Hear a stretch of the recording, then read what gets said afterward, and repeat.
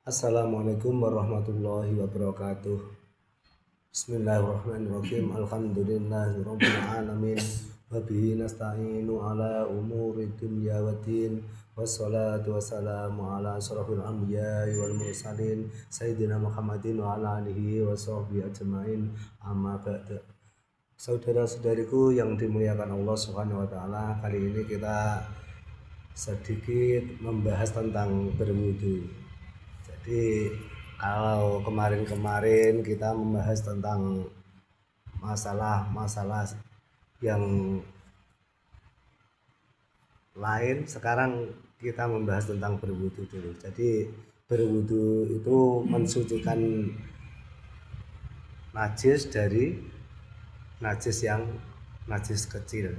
Jadi supaya kita ini melakukan ibadah sholat terutama itu bisa sah. Jadi kalau kita tidak melakukan berwudu, otomatis sholat kita tidak sah. Jadi berwudu itu ketika kita membasuh seluruh anggota yang kita basuh, itu mulai muka, mulai kemudian tangan, kepala, kemudian kaki, itu semua tidak lain adalah untuk membersihkan dosa-dosa kita yang telah kita lakukan. Jadi mulai mata, hidung, mulut itu semua kita basuh, kemudian otak kita, pikiran kita itu kita basuh dengan tujuan untuk membersihkan semua yang kita basuh itu dari dosa atau kemaksiatan kita.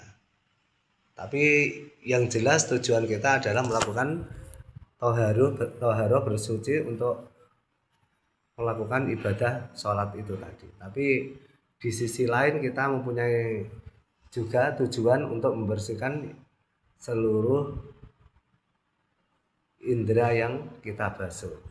Kemudian demikian pula pada tangan, ketika kita membasuh tangan itu pun juga kita niatkan supaya tangan itu yang kita lakukan setiap aktivitas itu kebaikan-kebaikan semua. Kemudian juga kepada pikiran kita, mudah-mudahan dengan kita basuh itu pikiran kita itu senantiasa bersih untuk berpikir yang positif-positif yang untuk ibadah.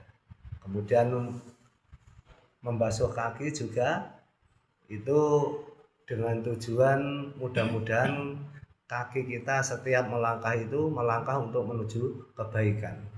Itu makna dalam ya. Jadi kalau makna luarnya jelas untuk ibadah sholat tadi.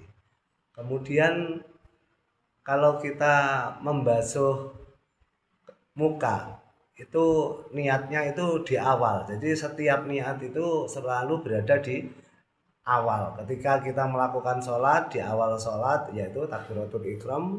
Kemudian kalau kita berwudu itu ketika kita membasuh muka begini, itu niat itu sampai selesai nawaitul wudu alirafil qadasi asghari fardholillahi ta'ala. Selesai baru dilepas gitu.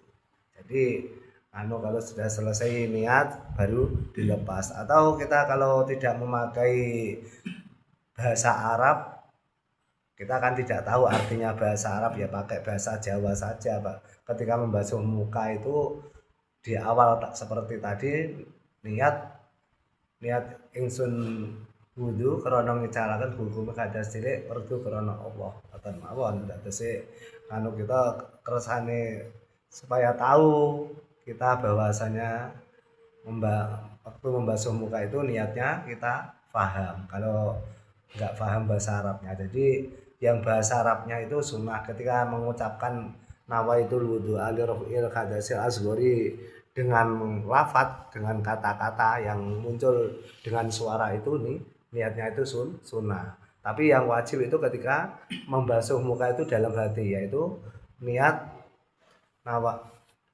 ingsun wudu krana ngicalaken hukum kadas cilik fardu krana Allah niku dalam hati. Jadi itu yang wajib itu di dalam hati, bukan ketika mengucapkan nawaitul wudu'a itu buanter itu yang wajib bukan, nanti keliru. Jadi yang dalam hati itu tadi niatnya, kemudian disunahkan 3 kali membasuhnya, 3 kali. Kemudian orang yang berwudu ketika kewajibannya misalnya sampai siku, kemudian kita lebihkan sampai sini, sampai atasnya siku, itu sunnahnya. Nah itu nanti pada waktu hari kiamat itu akan bercahaya. Apa yang kita basuh, mulai misalnya kita membasuh kaki itu batasnya dari atasnya mata kaki polok, ya itu atasnya. Itu kalau sampai kita itu membasuh sampai betis, dengkul, istilahnya dengkul, itu berarti nanti kalau kita di hari kiamat nanti bercahayanya juga sampai itu tadi lutut, ya dari sampai lutut. Demikian pula ya yang kita basuh semua nanti, jadi nanti yang kita basuh di hari kiamat nanti akan memancarkan cahaya. Kemudian kalau dengan air wudhu, bekasnya air wudhu itu juga bisa untuk obat. Kalau kita berarti kita setelah selesai berwudhu itu kemudian ditampung di bak, ya pancurannya itu, kemudian bekasnya itu untuk